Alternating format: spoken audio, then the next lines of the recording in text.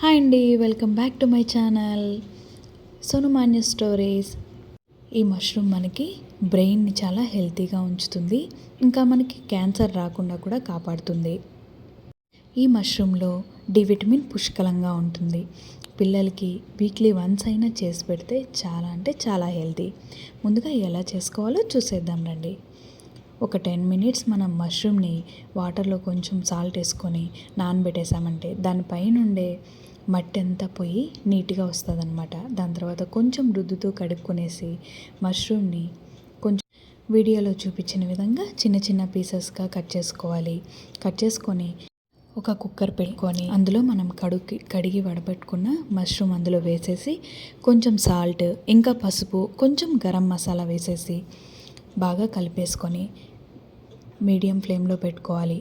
ఈలోపు మనం గ్రేవీకి ఒక మిక్సీ జార్ తీసుకొని కట్ చేసుకున్న ఆనియన్, ఇంకా టమాటో, మిరియాలు, ఒక 2 లవంగాలు, కొంచెం తెల్లగడ్డ, అల్లము, ఇంకా కొత్తిమీర, చిటికెడు పసుపు, కొంచెం మిరప్పొడి, తగినంత సాల్ట్ వేసుకొని మిక్సీ పట్టుకోవాలి.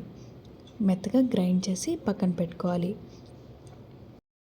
ఈలోపు మనం కుక్కర్లో వేసుకున్న మష్రూమ్ ఈ విధంగా వాటర్ అనేది ఫామ్ అయ్యి మెల్లగా ఉడుకుతూ ఉంటుందన్నమాట.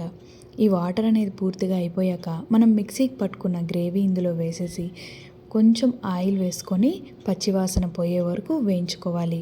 వేయించుకున్నాక ఒక 2 నుండి 3 విజిల్స్ పెట్టుకొని చపాతీలోకి కానీ, వేడివేడి అన్నంలోకి కానీ, వేడివేడి పూరీలోకి కానీ ఈ మష్రూమ్ ఇంకా ఆనియన్ పెట్టుకొని మష్రూమ్ సర్వ్ చేసుకొని తింటే చాలా అంటే చాలా బాగుంటుంది. హెల్తీ కూడా. వీక్లీ వన్స్ అయినా ఈ విధంగా మనం మష్రూమ్ తినడం వల్ల డి విటమిన్ అనేది పుష్కలంగా ఉంటుంది. కంపల్సరీ నేను చెప్పిన ఈ రెసిపీ ఒకసారి ట్రై చేసి చూడండి.